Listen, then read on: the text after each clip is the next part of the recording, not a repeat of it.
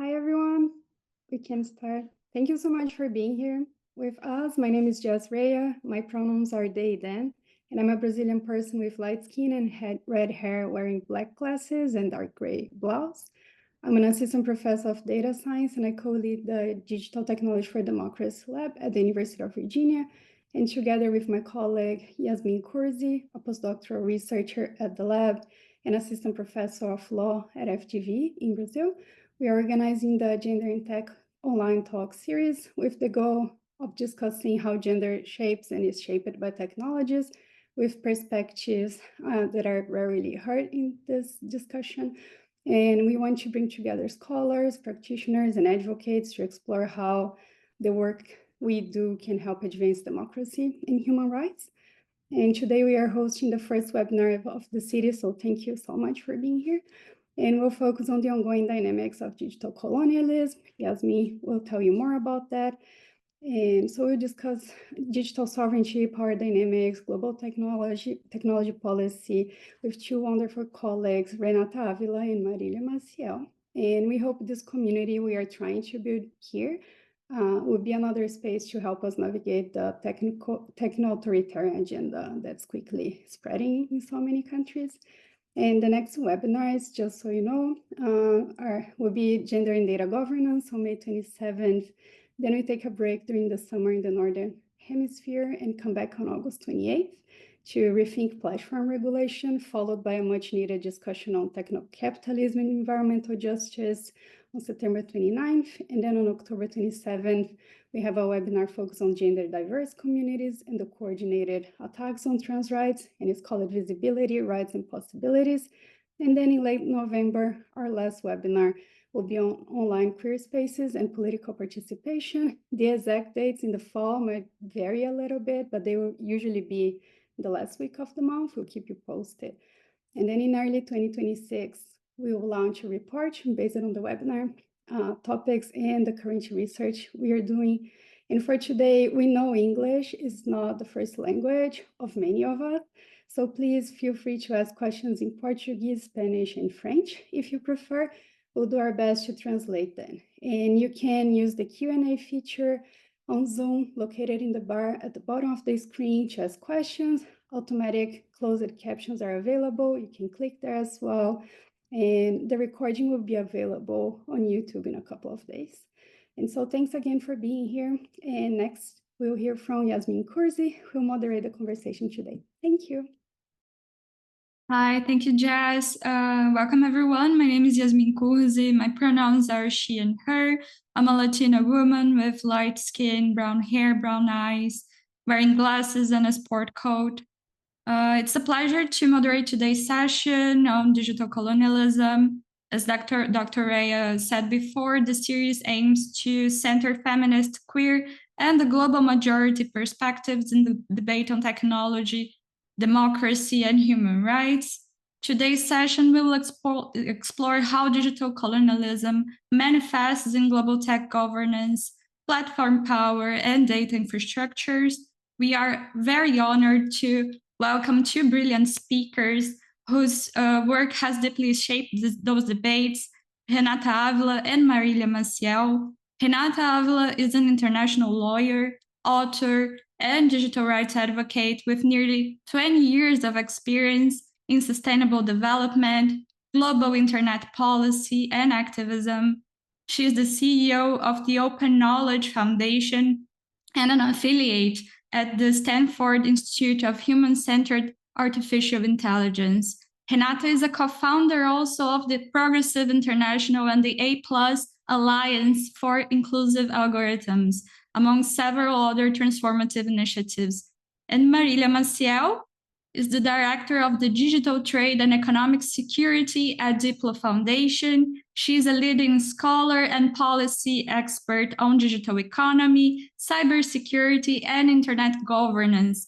She is the former coordinator at the Center for Technology and Society at FGV Rio de Janeiro. Marília also has represented civil society in key international forums, including ICANN, the UN, CSTD, and WIPO. So let's begin with Renata Ávila's remarks. Renata, thank you again for being with us here today. Please go ahead when you are ready. Thank you so much once again. No, thank you so much for having me here. It's an honor to be on this very special day. I will tell you more about the special day, but my name is Renata Ávila. My pronouns are she, her.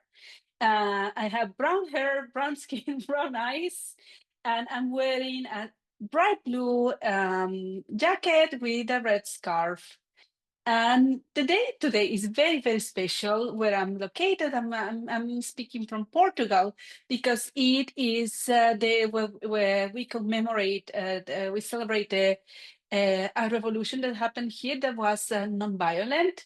And it is when Portugal entered the dictatorship, and it was quite beautiful because many of the people in the streets were carrying red carnations, the red carnation revolution. And it is quite symbolic for the topics that we are going to discuss today, because a reflection that I had the last months is that we have to fight for our rights. We have to, conquer our rights again. And we have to look at the victories of the past, especially the non-violent victories that were led by people like us, to gather hope and inspiration. Many times we think that the moment that we are living in is unprecedented, but if we look back at history, it's history repeating again and again and giving us the chance to act differently. So with these initial remarks, I will start sharing a very light presentation that is just going to guide me through the points that I want to make today. And I hope that I can cover everything, but I am conscious of time, so I will try to get like the most substantive parts of it out, so to share with you today. So one thing that is interesting is that many people think that digital colonialism, the issue that I'm going to talk about today, is an issue of the South, is the issue of the peoples who have been already colonized.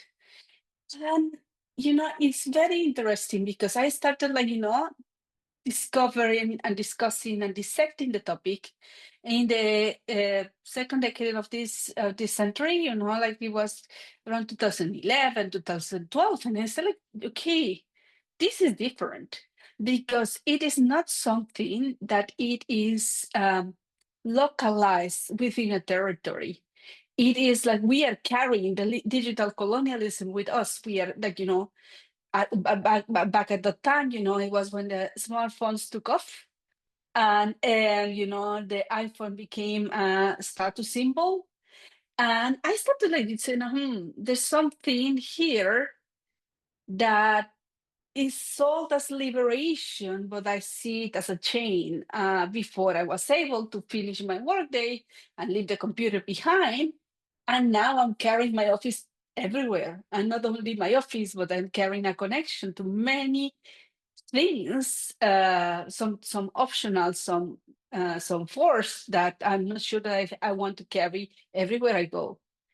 And so I started not trying to define digital colonialism back then, and I came to this, a definition that is very basic. And I know that by now the scholarship has advanced so much, and there are far more sophisticated definitions of it. But I define it as the new deployment of quasi-imperial power over a vast number of people. And I made emphasis over a number of people instead of a territory. Without their explicit consent, manifesting rules, designs. Designs is very important. I think there is something that we are so into the default mode in our devices and in how digital environment has been deployed around us, that we forget that it is deliberate. It's a design that was decided by some people, and it is not the only form that this could have, the only shape that this could have taken. Languages, cultures, and belief systems by a vastly dominant power. And unlike, the colonizers of the past, this vastly dominant power, very concentrated. And this concentration happened at a specific moment of time that those who concentrated power did not need to, deploy force. they had shaped for 30 years or more the system to make sure that, through trade agreements, through security agreements, and to the imposition of, the political power, they could do like pretty much whatever they want in this area. Like in the past, empires expanded power through control of key assets, trade routes, oceans, railways, and precious metals. It is very interesting because now that many years have passed since I wrote this definition, I can see how they juxtapose they are like, one is built on top of the other, because now that we know much more, we know that how basically the tech empire took over many of these ideas of the railways of today, the trade routes of today, and even the extractive industries of today, kind of repurposed to serve their purposes. And it is not, we cannot isolate data and computational power from the other forms of control that the colonizers of the past exercised. And basically, we have now a digital dependent developed world. And so very few points from where the power is exercised. So I'm going to divide very quickly, and I know that many of you are very aware of many of the things I'm speaking about, but I just want to highlight the connections and on this topic. And many times, like I realize that I have been around a long time, and many of the things that to me, a practitioner from so many years, have big significance are completely out of the picture of people who are like, in the first year of university this year. And of course, I would love to have at some point an interactive workshop, because I might be missing many things and many moments that for your generations are very meaningful, that I have not included in my analysis. So that's why activities like this are so rich. So I divided it into three. The first phase, I call it the Internet Explorers.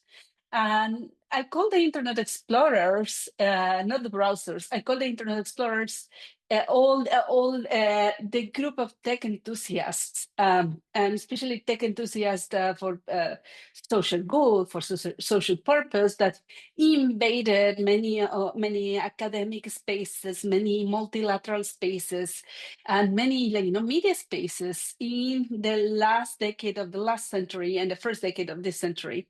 The Wikipedias, the open sources enthusiasts, the free software activists, all of them, with similar to in the colony times, you had these people who were fascinated by a new world and were collecting samples of it and exploring it and studying it with dedication, but with a framework, to be fair, where they came from. If you read literature of the colonial times, you see how, the Europeans will arrive and see this new world. Wow. Without taking into consideration the knowledges of the locals. Those were kind of the same approach was the one by the Internet Explorers, people deep in tech and mathematics, with a lot of privilege, like many times subsidized by the military, many times subsidized by universities, doing the early exploration of what digital was capable to do. Of course, then those were like a goodies of the Internet Explorers, but there were also the Internet exploiters, who were those who, by different means, paved the way to achieve the level of extraction, surveillance, and control that we have today. And it is very interesting because digital rights communities and open access communities and many of the Internet explorers, very enthusiastic Internet explorers, benefited but were affected by other Internet exploiters that were funding many of the efforts and capture many of the good efforts to concentrate for the power and control. If you see, for example, all the acquisitions by the big tech companies of small efforts and a small, volunteer-driven efforts, it is incredible how they killed the diversity of the shapes that our digital sphere could have adopted and imposed theirs. Then the battles that we didn't see that happen, from the beginning of the century to, I will say, 2014, 2015, or the incomplete battle over net neutrality that was achieved in some parts of the world, but in most parts of the world, it was not a victory. The removal from the democratized ability to create when the access to the internet was moved to closed platforms, cheap phones or tablets, instead of the initial, approach that was like, personal computers with the capacity to code and to create more than just your next, TikTok video. And a very, very, very big battle over the governance, which is far more complex, was lost as well. Instead of having a distributed governance of digital, we have now, and Marília will probably explain much more about this, again, concentrated corporate power and a very elitist technical management of the digital commons that we have today. And then the interesting thing, by 2010, if you were doing anything online, you were super celebrated, as the emergence of many civil society digital rock stars, bloggers. Bloggers were glorified. And there was a lot of funding available. There was a lot of fame attached to citizens speaking out and citizens telling their story. At that moment, it's very interesting to think that we were considered intelligent, and now the framing of media and the framing of some scholars is that the people are not capable of accessing information by themselves, and they mostly fall for false news. At that time, the discourse was just the entire opposite. It was a very colonial discourse, saying power to the citizens, and yes, everybody is a journalist, and we are holding governments accountable whenever it was convenient. And then WikiLeaks, a media platform, in 2008 started testing that premise by publishing information without filters, without intermediaries from the traditional media, about grave human rights abuses. Then they won even a prize or a couple of prizes, and they were praised and so on. But there was increased anxiety among those who control the pipes of the internet.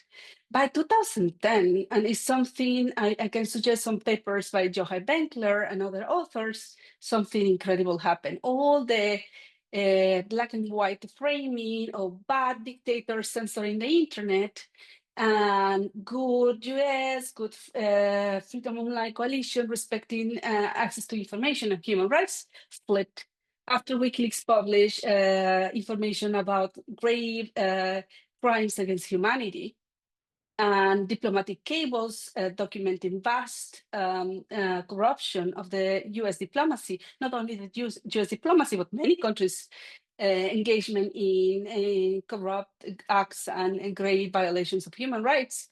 There was a big backlash. And it's something that I still remember very fresh, because it was the early days of cooperation of internet companies with the government, a phone call to shut down content online, to restrict access to what we could see, and to, scramble to, shut down a digital organization in the same, way that dictators did. And of course, the Arab Spring showed, which was very, the events for one after the other during the Obama administration, it was another shock because it went to show that organized citizens in a decentralized form could take down, a dictatorship.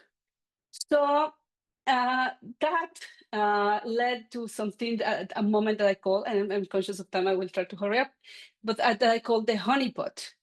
And the honeypot was, okay, big investment in digital infrastructure, big, green card or to the red, like green light to all the tech companies to act as fast as possible to penetrate every corner of the public sector all over the world, and a race for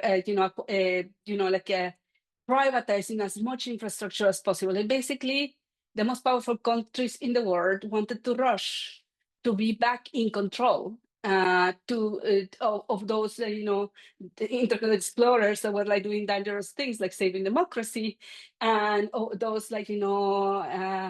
social entrepreneurs that were exposing great violations of human rights, because it was like a moment that I think that governments felt that they were losing power, and the alliance happened when what is today the most powerful companies in the world sealed an alliance with the intelligence apparatus and with governments. And that led to privatization by a different name, not only of digital infrastructures that we use every day, everywhere in the world, but also the infrastructures that we do not see, like many of the ways that our airports are managed, the migration systems are managed, borders are managed, are controlled by very few powerful companies, doing like many times secret contracts with governments.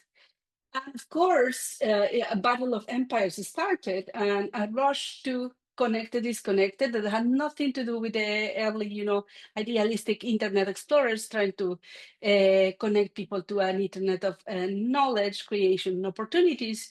But the battle of empires today is like, connect the global poor as fast as possible so we can control them. And also so we can add them to our financial platforms to control their money flows. And of course, it can, I put the democratic trap, because in this period also, it started with celebrating social media platforms as ways to, promote democracy. It ended up as it is today, with, and it happened far before Cambridge Analytica, as many colleagues in countries in the global majority can testify, how these platforms which their incentives are not only surveillance and control, but also maximum profit and maximum engagement, increase unrest in very fragile parts of the world. And of course, the last bit of this stage was in the middle. We had the Snowden revelations. Edward Snowden was an NSA whistleblower that exposed precisely that alliance, unholy alliance of big tech companies and governments. I guess that if we had a Chinese whistleblower, it will expose similar, approaches, because we have seen that Silicon Valley and Shenzhen are not, and Beijing are not in separate tracks, are in quite similar with different approaches, similar objectives, different approaches, routes. And then we had in the last years, I would say the years of the Biden administration, we had the illusion of safety and inclusion, with many of these companies doing PR exercises to pretend that by tagging some programs or by giving some money for women, for LGBTQ plus communities, and for indigenous peoples and so on, they were truly including. And by having an office with a bot answering our queries when we needed them to act, they were providing safety. Of course, it was an illusion, because this honeypot was a honeypot to get as many people connected to the internet of surveillance and control as possible, as cheap as possible, as fast as possible, as irrevocably as possible.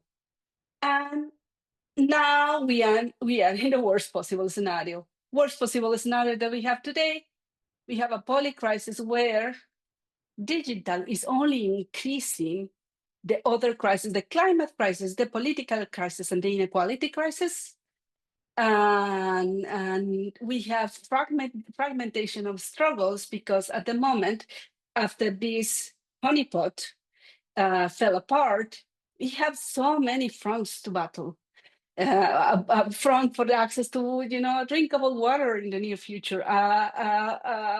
Further, now we have, enforced disappearances in countries where, we had like a more or less functional rule of law. We have now this polycrisis combined with the most sophisticated system of surveillance and control deployed globally that we had ever witnessed. And what is worst, that's why I call it digital colonialism, a global problem and local problem. We, the connected citizens, we all contributed to build it unconsciously many times. Every time that you tagged someone in a social media, even 10 years ago, every time, like that you even solve a recaptcha, like we don't know how our digital actions by this really concentrated power are like,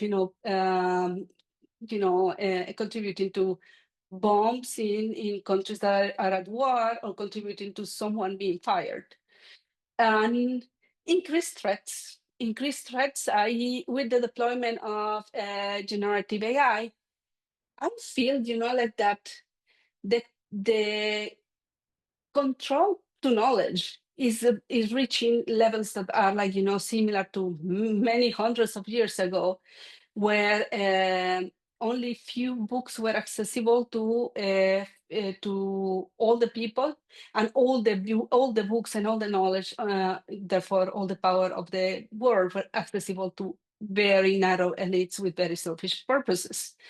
And we have, of course, a risk of knowledge extinction, because as the default form to access knowledge moves to these mediated platforms, we are like, in risk of total erasure of languages, cultures, social forms, and ways of existing.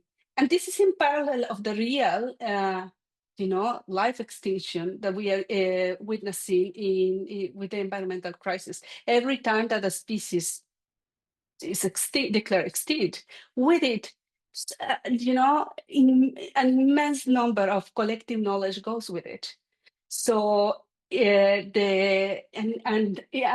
digital is even more accelerated, and we are like, reaching a monoculture of knowledge that is really, the perfect scenario to conquer our minds. But it's not a digital colonialism. And just to conclude, I have spoken too much. It's not a north-south problem. I frame it as a 1% versus 99% problem, and so is the solution. The anti-colonial approaches that we are going to discuss today, that I cannot expand now, are political, planetary, technological, and economic. And we need to rebel against the system. Is not the only one. Is not the one size fits all and the only option that we have. We need to reclaim. We need to reclaim our right to know, our right to create, and our right to imagine. And we need to start rebuilding. So that's my talk. Thank you, and I hope that we have a good discussion. Thank you so much, Renata, for this super incisive and historically grounded presentation. Clearly illustrated how techno-capitalism has been capturing digital infrastructures through privatization, public sector penetration, market concentration, all defining traits of capitalism that, having exhausted all of its resources, now turns inwards, cannibalizing itself and generating new crises. So now we are going to, next is Marília Maciel. Marília, please, the floor is yours. You can start when you're ready. Thank you. Thank you. Thank you very much, Yasmin and Professor Jess Heyer, for bringing us together. Thank you, Renata. Sometimes I see Renata all the time. Sometimes I don't see Renata for some years, but it's interesting to see how we are always on the same page, so much aligned in the way that we think and fight in the same trenches. So just to start, my name is Marília Maciel. I am a Latina, Brazilian. I have light skin, brown hair, dark top, and I am using very bulky headphones to save you from the happy noises of my kids when they arrive from school very soon. So let me start this conversation by sharing a few slides just to facilitate the points that I'm going to raise. I decided to tackle the issue of digital colonialism by talking about the main type of reaction that we have on the political sphere today to digital colonialism, which is to claim digital sovereignty, to try to foster this political agenda. But before we talk about digital sovereignty, I think we focus a lot when we discuss digital colonialism on the upper layer of the internet, the layer of applications, the layer of platforms, and that's very normal because this is the layer that we see the most, that we interact the most on an everyday basis. But digital colonialism is deep rooted, and it is in place because it is based on layers, technical layers, protocols, infrastructure that gave the subsidy for this colonialism to exist today.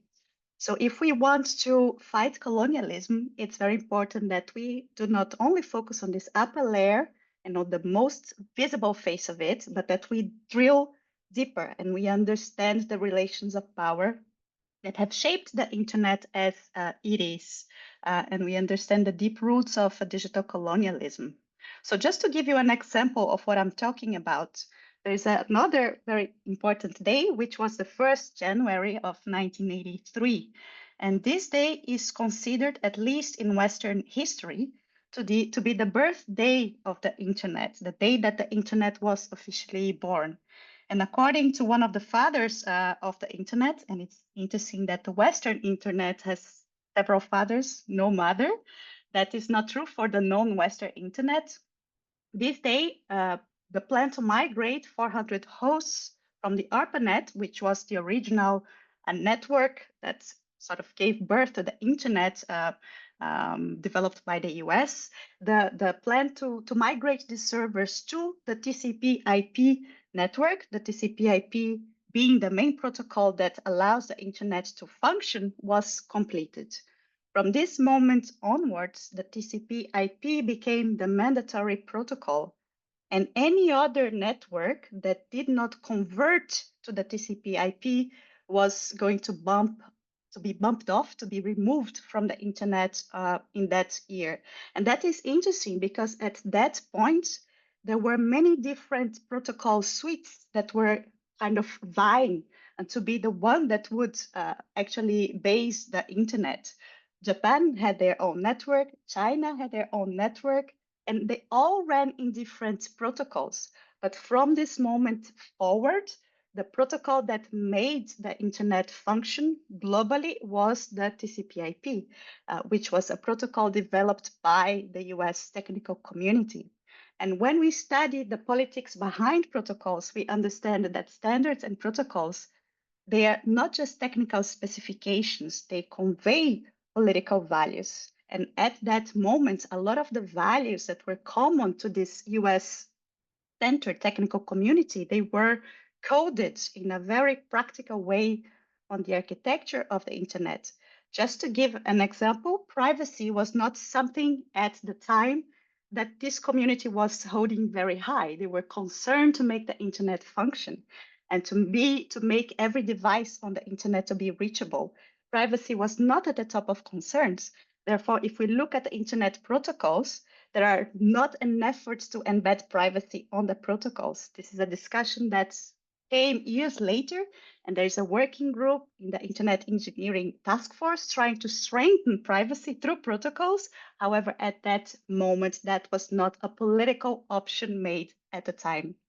So the fact that the internet became the TCP/IP-based internet, that made sure that the epicenter of the development of the global internet was pretty much anchored in a territorial way in the US. It is from the US to the world that the internet starts to deboard, to go beyond borders and to be used everywhere.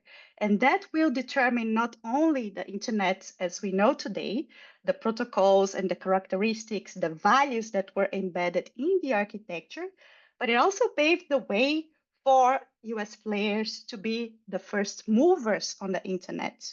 And if we think about platforms, if we think about the business models that they developed, that was something that was pretty much anchored in the fact that the US was such an early mover, and also that these actors had a strong governmental support. The technical community that developed the internet had governmental support, financial, and all the infrastructural backing that the government gave to them. And these companies, they had diplomatic support. There was a big international battle because the model of governing the internet that was sponsored by the US was that companies should have the ability to exploit the internet freely, to develop their business models, and to make internet governance pretty much something that was a private led with minimal involvement from governments. So this alliance between the US government, technical community, and in a later phase, US companies really shaped the internet that we have today. And if we want to understand the roots of digital colonialism, it's important to go back to that. So that made the internet distributed. True, we have a distributed network, but not as distributed as we initially thought, because the internet has some points of control. It has some very important choke points that in some moments can be leveraged to exercise power. One of them is the fact, as you all from the university know very well, that we have a large number of that data centers concentrated on Virginia. If someone wants to attack the internet, that will be a very obvious point of failure that someone could aim, and attempts of attacking the internet and bombing data centers were made before. Silicon Valley is another point of control. It has also become a choke point. And there's a very interesting book by Farrell and Newman that maps exactly that, how a few actors which exercise direct control or jurisdictional control over these hubs in the network, over these choke points, they are able to exercise power, not just power like interdependent power that's okay, I am your provider, I'm going to influence you in some way because you depend on me, but they have systemic power because they hold control over points of the network that are really important for the functioning of the global network as a whole. And that pretty much characterizes what Susan Strange called the structural power, power over security. And Renata mentioned the Snowden revelations and how the development of the internet got intertwined with the logic of national security, surveillance, and so on.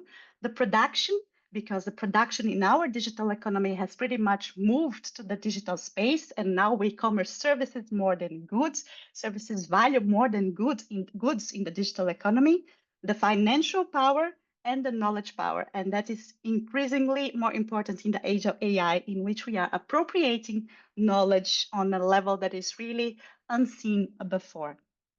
So against this backdrop, the idea of digital sovereignty is becoming ever more important. And I'm not going to try to define digital sovereignty. There's a very good book that I recommend, published by the FGV, the CyberBRICS project, that really maps different definitions of digital sovereignty that attach to different referent objects.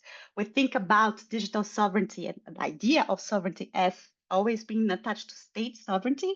That is one way of interpreting it, but we can think about sovereignty from the community, digital sovereignty from the individual, digital sovereignty from the perspective of the international commons. So there's different ways to conceive it.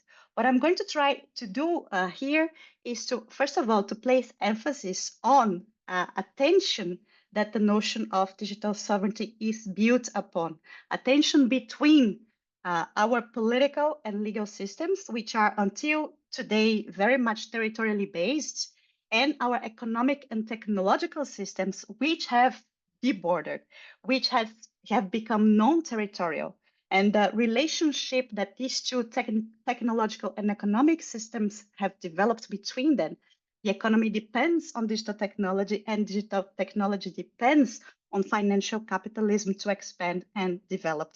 So this tension lies in the base of discussions about digital sovereignty today. But what I'm going to focus here is how this tension has been addressed throughout the years, and very importantly, how this tension is being addressed today, because we are living a very big shift on the way that digital sovereignty could be conceived in years to come.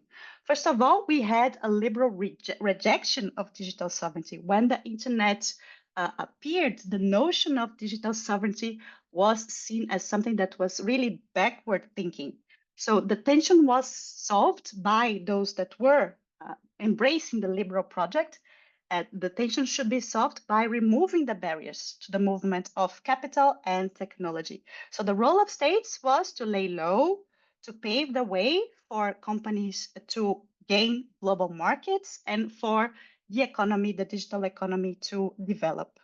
Although if we see what was happening in the US is that they were still pretty much giving support, financial support to the development of infrastructure and selling to the world the idea that the international information highway would mean prosperity and wealth for all countries and for all actors, which we see today that the promise of common prosperity did not really come true.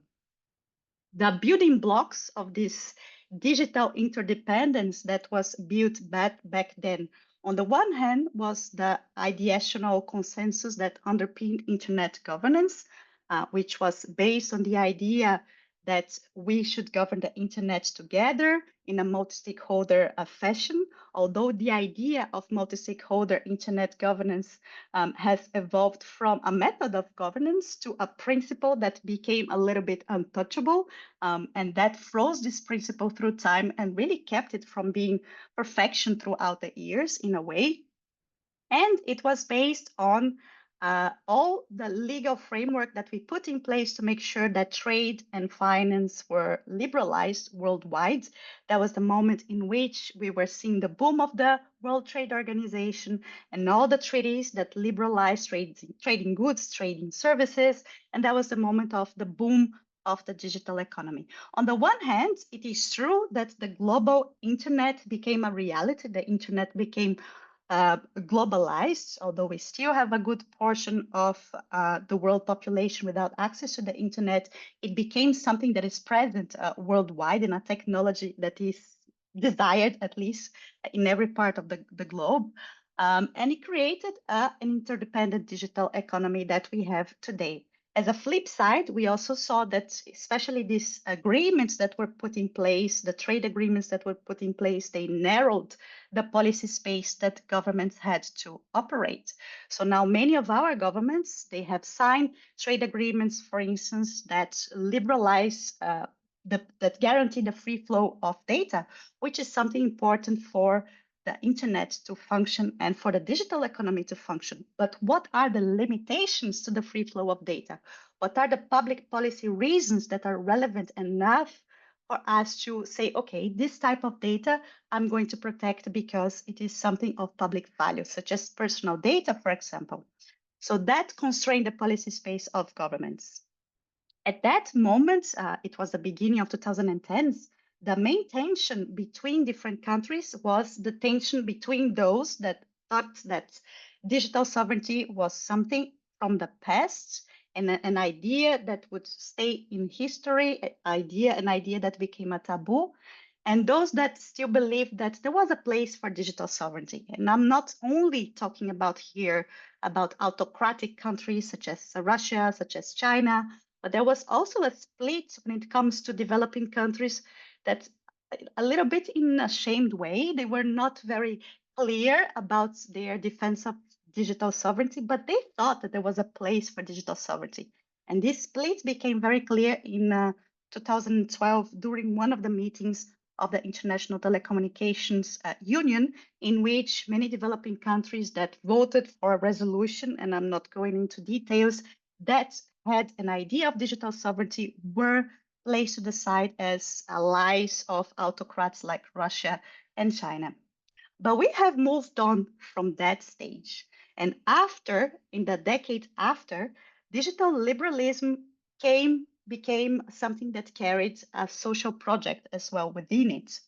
And this came to be because we started to realize that the digital economy was generating a lot of inequality, not only economic inequality, but also rights-based inequalities as well. And if we look at reports that were published by international organizations as different as the World Bank, the Internet Society, the World Economic Forum, UNCTAD, over the years, they all point in the same direction. We are creating an increasing concentration in the digital economy. The wealth in the digital economy is not being shared. There is a concentration when it comes to the technology itself, and there is a concentration when it comes to the appropriation of data and the wealth that is being generated by a few countries and a few private companies. And it's interesting to see that this is just not a global north, developed, developing divide. There are regions now that think that they have come to be in a situation of digital colonialism as well, such as Europe. Europe is discussing the need to have an European technological stack in order to avoid the situation of becoming a digital colony as well. So the division is not as clear as before concentration happened as well, harming developed countries and developing countries alike. And from the rights-based perspective, we have several publications and analyses that have shown us how data has been appropriated by a few. Renata talked about that, and how we are in a situation of surveillance capitalism in which our personal data is being fed into the business models of a few companies and being appropriated, not on our behalf, not on our benefit, to the contrary. And this created a situation that I call the liberalism with a social project. And this social project became very clear in Europe when they tried to tame digital liberalism by introducing regulations such as the GDPR, the Digital Markets Act, the Digital Services Act, the AI Act.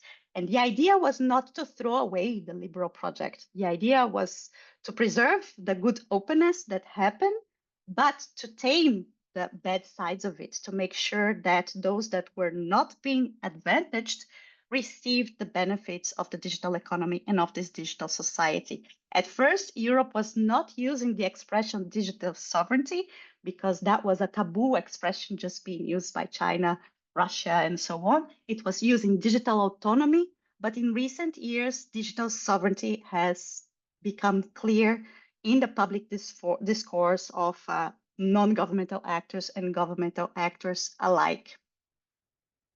And I think that Europe would be very happy if that was the end of the story. Let's tame liberalism and put in place the necessary regulation. But the world that we see today does not really allow that to be. And that became very clear here in Paris in the beginning of the year when we had the AI summit. And the Vice President, J.D. Vance, sent a clear message to Europe saying heavy regulation will kill AI, and the US is ready to collaborate with any actor that wants to work with us in the development of AI as long as they adopt this hands-off approach. Another example is the idea of digital taxation. We know that the taxation of digital companies have been happening in a very unfair manner, in which many of the countries that consume their services are not being allowed to charge tax for the services their citizens consume. So there has been a discussion in the OECD supported by the G20 for many years that finally put in place an agreement on a global taxation to the digital companies. However, the US has just backed away from this agreement, which opens the possibility of different countries to put in place national taxation, but that the US has also flagged that they will not accept and they will retaliate. So it is a complicated world. And just to put another information which is very fresh, the UN is now discussing the revision of the WSIS summit, which was the main global summit to discuss internet digital policy issues that happened 20 years ago, and now we are in the review process of this summit and everything that happened based on this summit thereafter. And at this moment, there was a meeting last week, and the US mentioned that they will not support the moving forward with the Sustainable Development Goals, which is something that has been really important in the WSIS context because of the importance of digital technology to provide to improve development. And they will not provide support to any language that makes reference to equality, diversity, and inclusion, which pretty much shows and reverberates the position that they have taken on LGBTQ plus rights, which is very conservative, to put it very mildly. So they have backtracked in several commitments, and that is concerning, and they link the idea of sovereignty, state sovereignty, on a resolution, a UN resolution about a digital issue with a disrespect for diversity, equity, and so on, which shows the project of digital sovereignty that they would have in mind.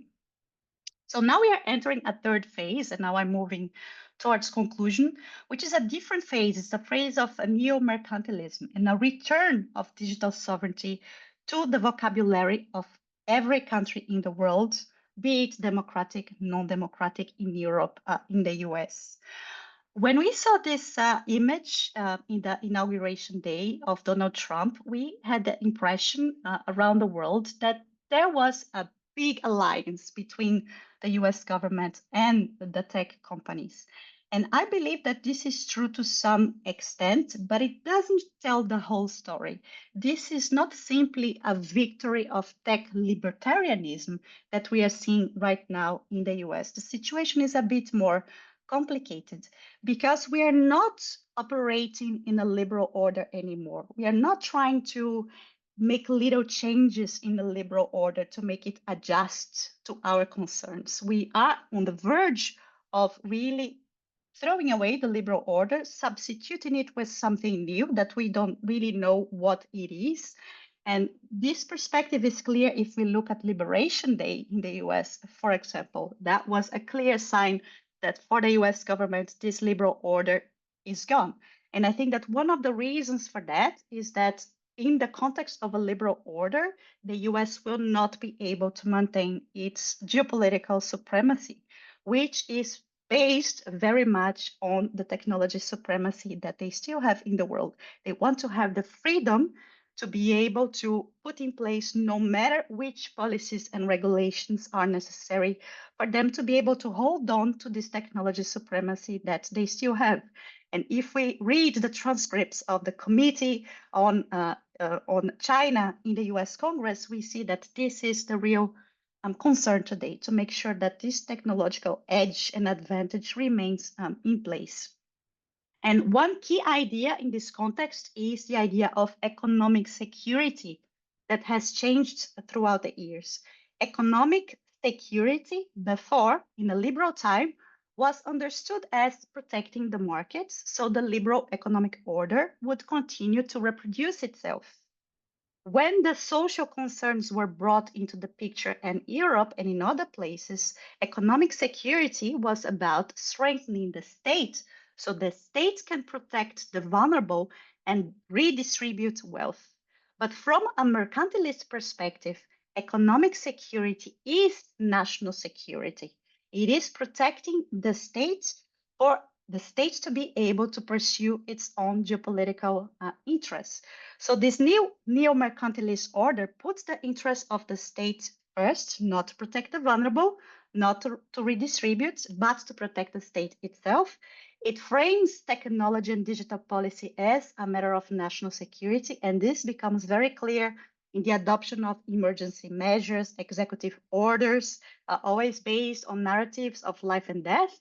But the flip side of that is that there is a decrease of democratic control and accountability over digital policy decisions that we can see taking place in the US today.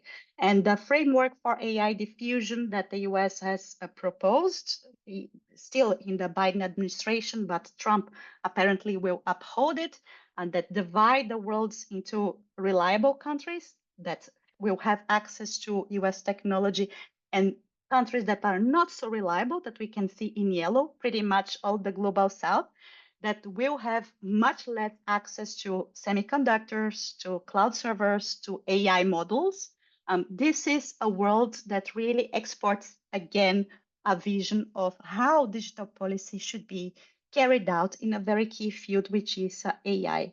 Tech companies, they are against this measure. They have come together, they are protesting, but the US government is upholding its position on controlling the diffusion of AI technology in spite of the position of US companies. And I think that shows that the alliance with the companies, it's very contextual. When it suits the government, there will be an alliance. When it doesn't, what matters is the pursuit of national security.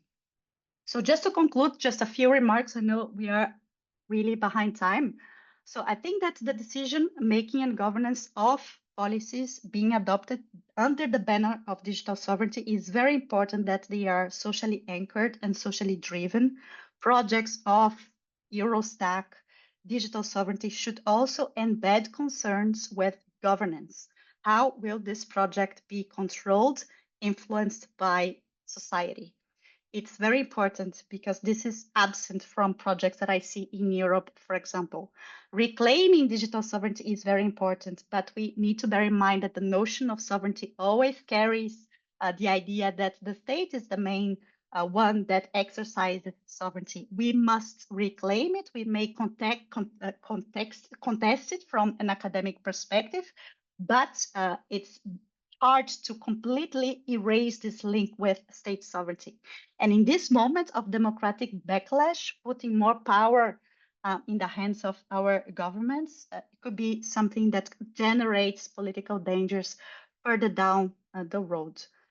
Of course, that world also creates some opportunities. The fact that the US is trying to bring home digital investment and infrastructure will create new opportunities for South-South collaboration, and we should make sure that we take these opportunities.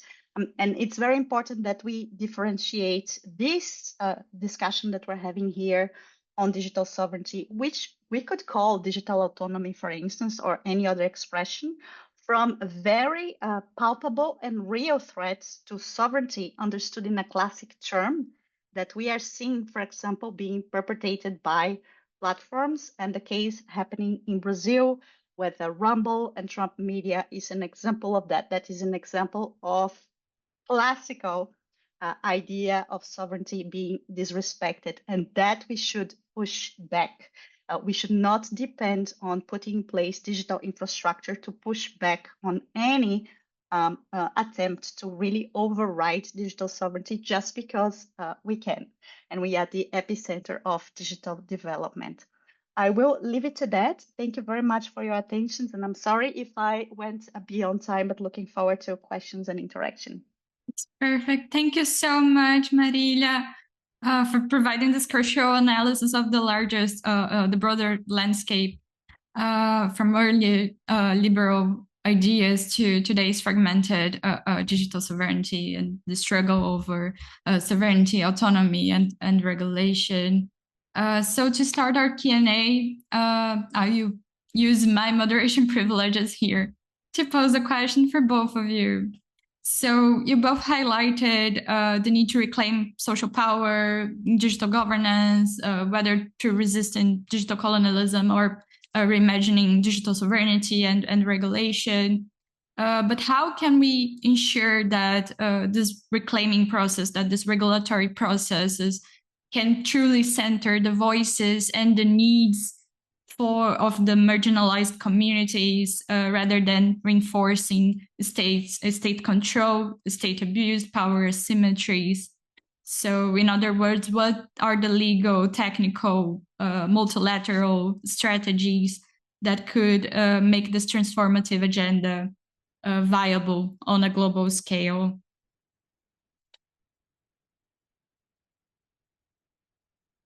Whoever wants to start, please. It is Thank not you, an Renata. easy, it is not an easy question, and I think that it will really depend on the local dynamics, and in a particular context. I think that something that is very interesting is the power that we have across thematic communities. And one of the issues that it's a practical example that I love to discuss is what is happening with schools. I think that because what we need is to find points of convergence where people from different backgrounds have to be together working towards the same goal. Because we tend in digital activism to go around the people like us and the progressive causes we like.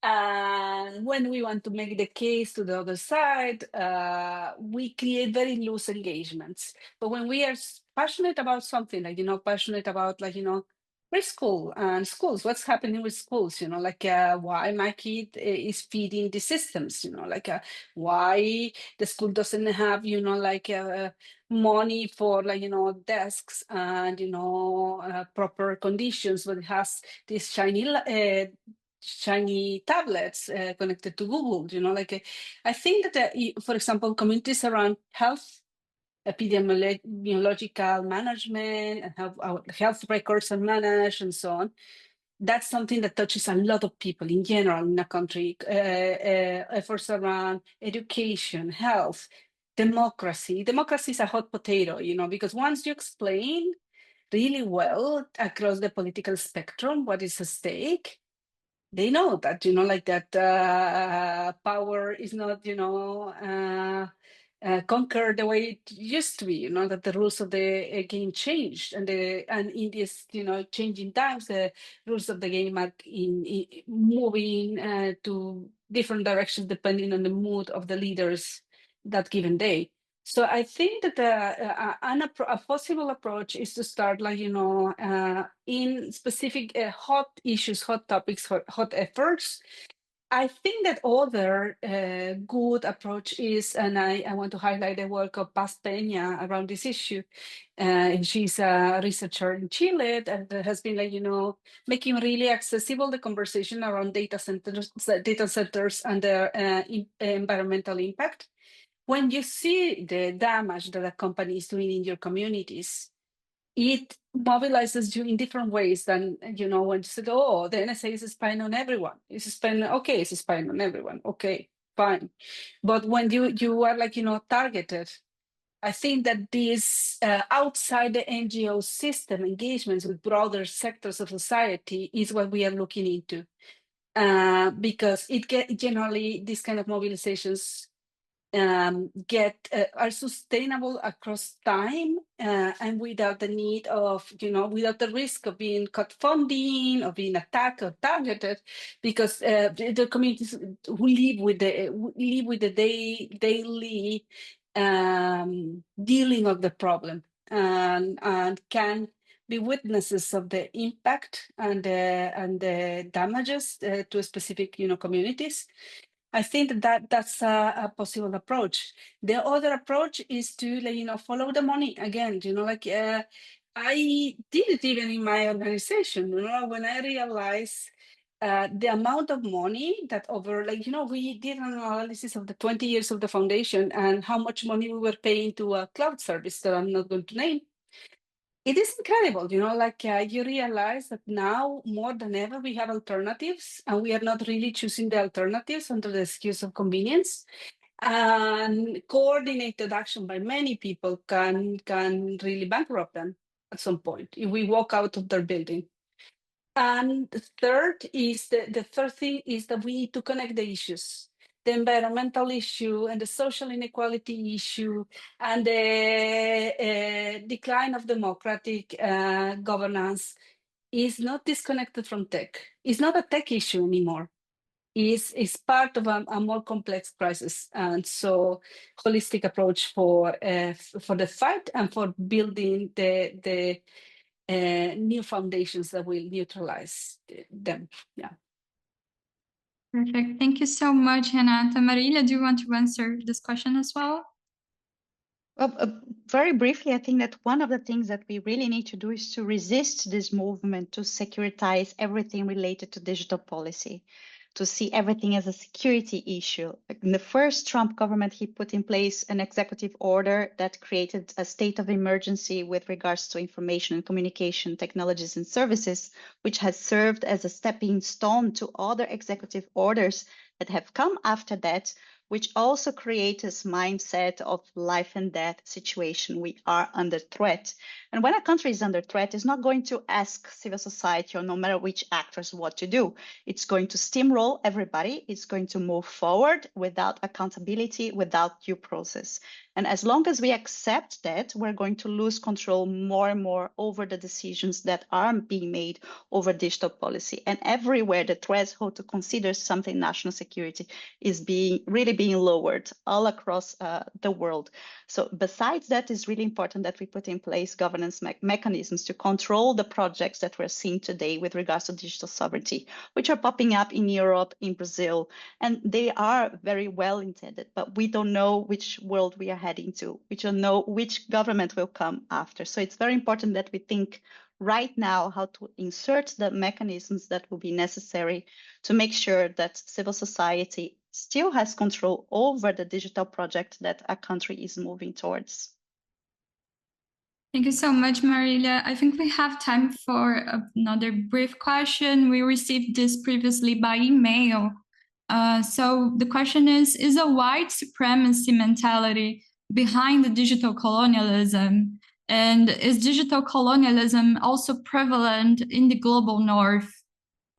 I think this connects with also another question that we received here in the Q&A about the use and abuses of digital colonialism. For example, the headline about Europe becoming a digital colony.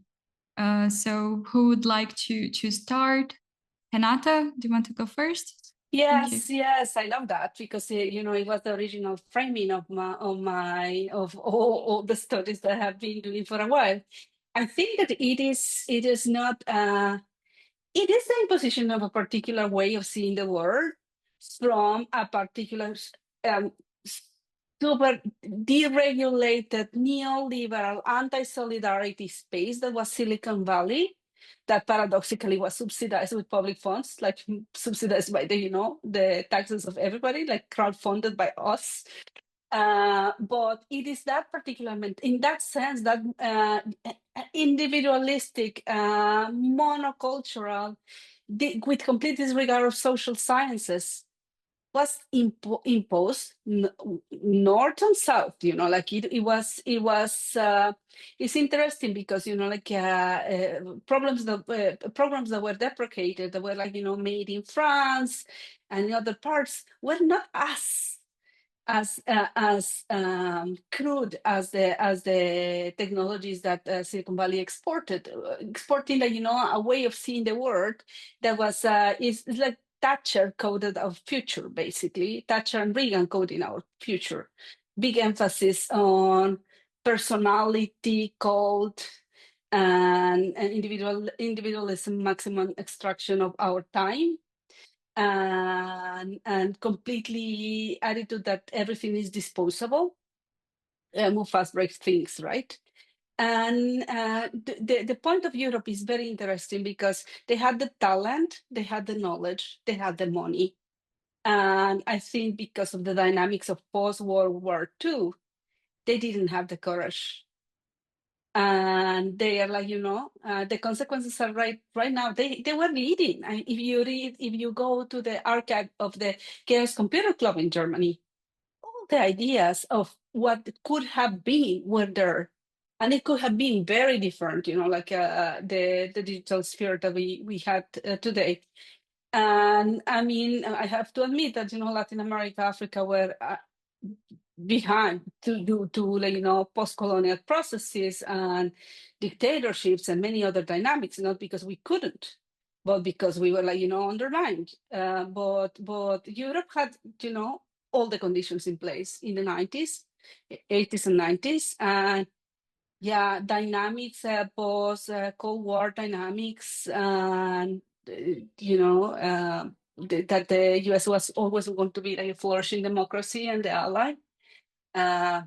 Made them, fall into inaction and just export talent pay triple time for an infrastructure that they no longer control. I mean, today is scary to see if Trump was switching off all the digital platforms today in Europe, the small and medium enterprises will collapse, and many governments will collapse, and that's scary.